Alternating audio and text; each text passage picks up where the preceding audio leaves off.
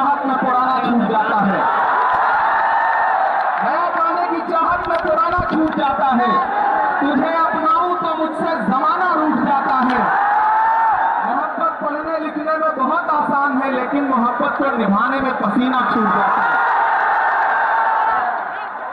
इमारत शरिया के बुलावे पर पूरे बिहार, पूरे बंगाल, पूरे उड़ीसा, पूरे झारखंड के कोने कोने से आए हुए अपने हमउम्र साथियों को, अपने बुजुर्गों को सलाम करता हूं। अगली थोड़ी देर आपसे मुखातिब रहना चाहता हूं। दिल्ली में बैठी हुई सरकार एक बिल लेकर के आई है, वक्फ अमेंडमेंट एक्ट। हमी को कातिल कहेगी दुनिया, हमारा ही कत्लेआम होगा। हमी को कातिल कहेगी दुनिया, हमारा ही कत्लेआम होगा। हमी कुएं खोदते फिरेंगे, हमी पे पानी हराम होगा। हमारे आबाओ अजदाद की दान की हुई जमीनें दिल्ली में बैठी हुई सरकार, दिल्ली का हाकिम लूट करके अपने धन्ना से दोस्तों को देना चाहता है। इसलिए यह बिल लेकर के आया गया है। पूरे मुल्क में इस बिल के खिलाफ एहतजाज हो रहा है। देश की पार्लियामेंट में आपने देखा, हम सारे लोगों ने इस बिल के खिलाफ लगातार लड़ाई लड़ी, लेकिन नंबर उनके पास है, इसलिए यह बिल पास हो गया।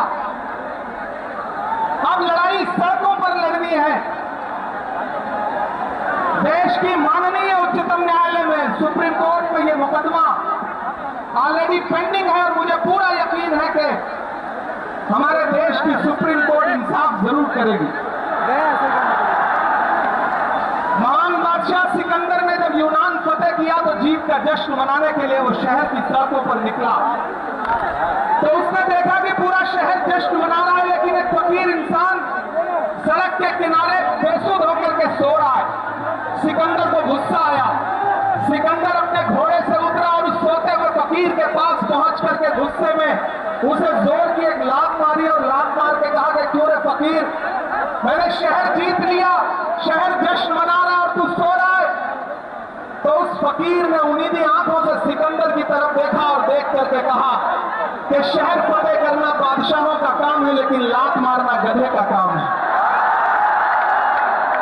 पिछले 11 साल में इस सरकार ने आवाम को सिर्फ और सिर्फ लात मारने का काम किया और अब ये बिल लेकर के आए हैं और उन्हें लगता है कि आप खामोशी के साथ उनके हर जुल्म और सितम को बर्दाश्त कर लेंगे। हमें पता है नहीं करेंगे, नहीं करेंगे ना, नहीं करेंगे ना। आप भी यहाँ मौजूद थी, इस बात की गवाह है।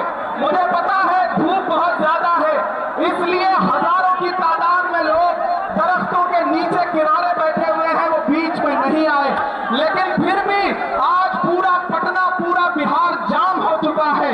लोग लाखों की तादाद में घर से निकल करके आए हैं। मैं सलाम करता हूं आपकी जिंदा दिली को, आपकी मोहब्बत को। फैसल रहमानी साहब के एक बुलावे पर मैं उनको भी सलाम कर रहा हूं। ये जो नई नस्ल है, ये पानी की तरफ बह रही है। मैं इस नई नस्ल के बहने को भी सलाम करता हूं। बहुत तकरीर नहीं करनी है, बस इतना कहना है कि नहीं, ऐसा नहीं होगा, कभी ऐसा नहीं होगा, कभी ईमान का कुरान का सौदा नहीं होगा। बिहार वालों, बताना, दिल्ली तक अपनी आवाज पहुंचाना कि नहीं, ऐसा नहीं होगा, कभी ऐसा नहीं होगा, कभी ईमान का कुरान का सौदा नहीं होगा। हमें तुम कत्ल कर दो शौक से मंजूर है, लेकिन शरीयत पे किसी मुद्दे पर समझौता नहीं होगा। एक आखिरी बात आपसे कह रहा हूं साथियों, आप एक चीज ध्यान में बिठा के रखना कि अगर यह बिल लोकसभा में आया और इसकी हिमायत में अगर 250 से ज्यादा वोट पड़े, 288 वोट पड़े, तो इस बिल की मुखालफत में लोकसभा में 232 वोट पड़े।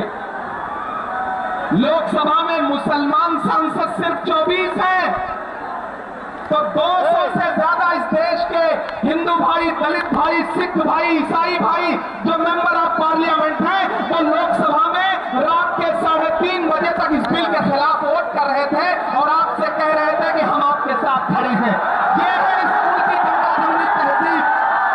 ये जो लहराता हुआ तिरंगा है, इस तिरंगे में जो आपका रंग है और जो उसके ऊपर अमन का रंग है, भाईचारे का रंग है, उसके ऊपर भी जो रंग है, ये तीनों रंग मिलकर कह रहे हैं कि ये मुल्क नरेंद्र मोदी जी की जागीर नहीं है, ये हर इंसान का है। और हम अपने आबाओ अजदाद की जमीनों को बचाने के लिए, खानकाहों को बचाने के लिए, इबादत गाहों को बचाने के लिए, कब्रिस्तानों को बचाने के लिए जो कुर्बानी जरूरी होगी वो कुर्बानी देंगे। हम सड़कों पर बैठेंगे। मैं सरकार से कहना चाहता हूं कि जमहूरियत अकड़ से नहीं चलती है जिल्ले इलाही, जमहूरियत इस किताब से चलती है।